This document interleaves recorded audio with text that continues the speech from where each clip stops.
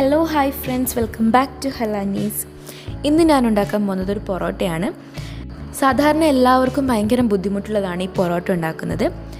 വീശിയടിക്കാതെ വളരെ സിമ്പിളായിട്ട് എങ്ങനെ ഉണ്ടാക്കാമെന്നാണ് ഇന്ന് ഞാൻ പറഞ്ഞു തരാൻ പോകുന്നത്. ചപ്പാത്തി ഉണ്ടാക്കുന്ന സമയം മാത്രം മതി ഈ ഒരു പൊറോട്ട ഉണ്ടാക്കാൻ. അപ്പോൾ ഇതെങ്ങനെ ഉണ്ടാക്കുന്നതെന്ന് നോക്കാം.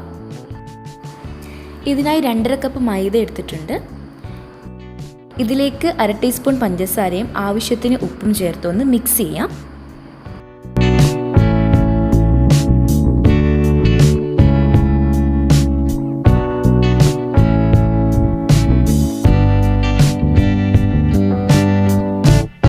ഇനി ഇതിലേക്ക് ഒരു മുട്ടയും 1 ടേബിൾ സ്പൂൺ ഓയിലും ആഡ് ചെയ്ത് കൊടുക്കാം.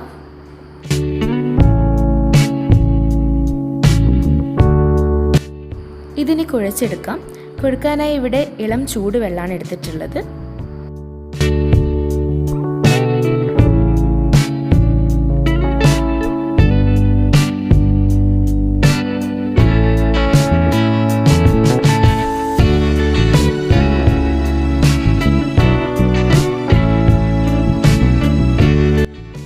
കുഴച്ചെടുത്തതിന് ശേഷം ഇത് റെസ്റ്റ് ചെയ്യാൻ വെക്കാം.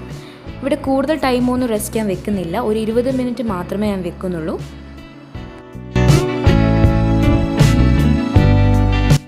ഇതിപ്പോൾ 20 മിനിറ്റ് ആയിട്ടുണ്ട്. ഇതിനെ ഒന്നുകൂടി എടുത്ത് നന്നായി കുഴച്ചെടുക്കണം.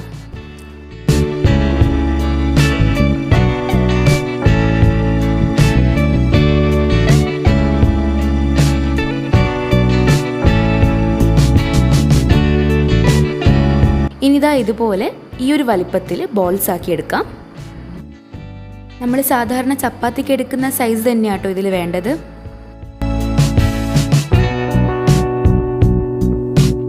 എനിക്ക് ഈ ഒരു മാവിൻ്റെ അളവിൽ 8 ബോൾസ് കിട്ടിയിട്ടുണ്ട്.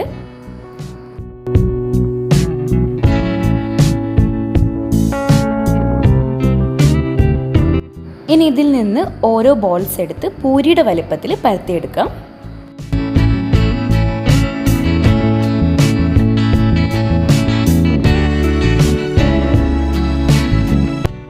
ഇനി ഇതേ വലിപ്പത്തിൽ രണ്ടാമത്തെ മാവും പരത്തിയെടുക്കാം.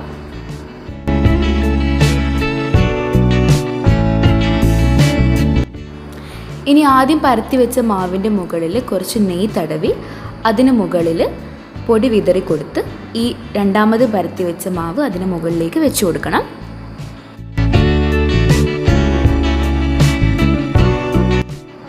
മൂന്നാമതും ഇതേപോലെ തന്നെ പരത്തി അതിൻ്റെ മുകളിൽ വെച്ച് കൊടുക്കുക.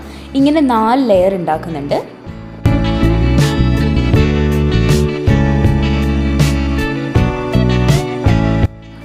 ഇങ്ങനെ 4 ലെയേഴ്സ് ആയിക്കഴിഞ്ഞാൽ ഇതെല്ലാം ഒരുമിച്ചെടുത്ത് പരത്തിയെടുക്കണം.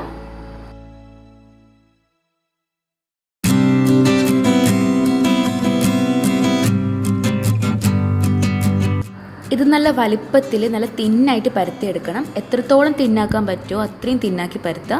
കാരണം ഇത് നല്ല വലിപ്പത്തിലായി കഴിഞ്ഞാൽ ആ ലെയർ കറക്റ്റ് കിട്ടും. അപ്പോൾ ഏറ്റവും നന്നായിട്ട് മാക്സിമം വലിപ്പത്തിൽ ഇത് പരത്തിയെടുക്കാം.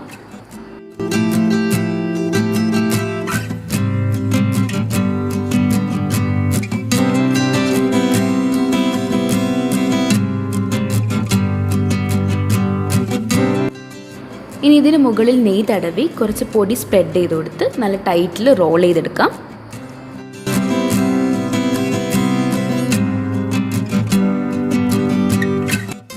ഇനി ഈ റോള് മാറ്റി വയ്ക്കാം.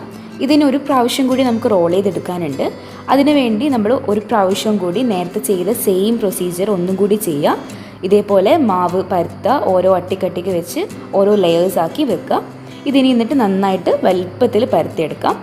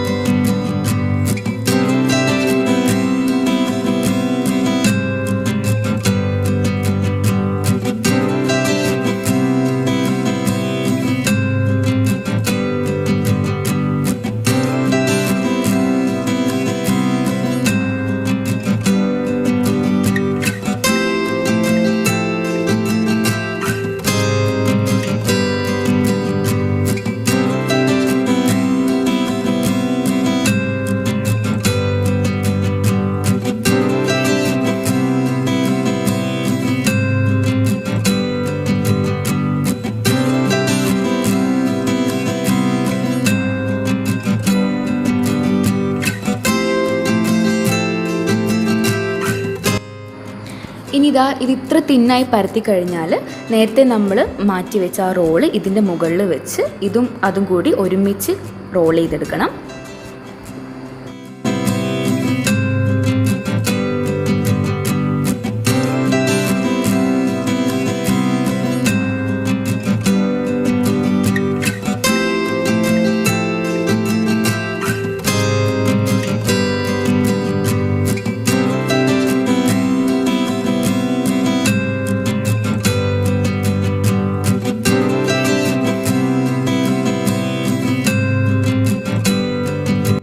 ഇതുപോലെ ഒരു മീഡിയം സൈസിൽ ഒരേ വലിപ്പത്തിൽ ഇത് മുറിച്ചെടുക്കാം.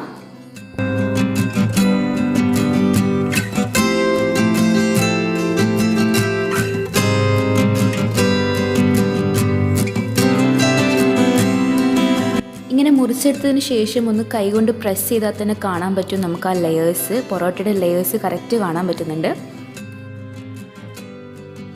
അപ്പോൾ ഇതാ നമ്മുടെ പൊറോട്ട നല്ല ലെയറായിട്ട് വന്നിട്ടുണ്ട്. അപ്പോൾ ഇത് സാധാരണ നമ്മൾ പൊറോട്ട പരത്തുന്നത് പോലെ കൈകൊണ്ട് പ്രസ് ചെയ്ത് പരത്തിയെടുക്കണം.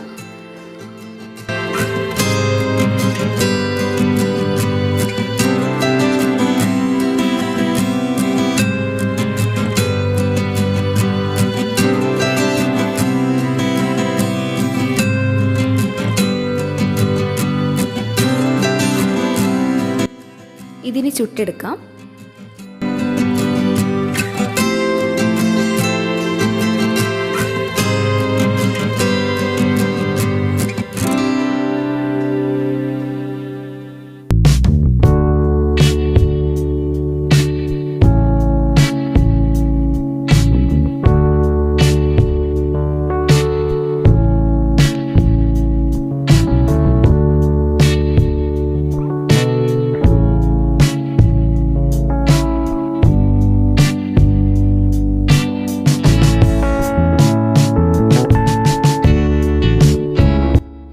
അപ്പോൾ ഇതാ നമ്മുടെ പൊറോട്ട ഇവിടെ റെഡി ആയിട്ടുണ്ട്. അപ്പോൾ ഇങ്ങനെയാണ് ഈസി ആയിട്ട് പൊറോട്ട ഉണ്ടാക്കുന്നത്. ബാച്ചിലേഴ്സിനാണെങ്കിലും ആർക്കും പെട്ടെന്ന് ഉണ്ടാക്കിയെടുക്കാൻ പറ്റും.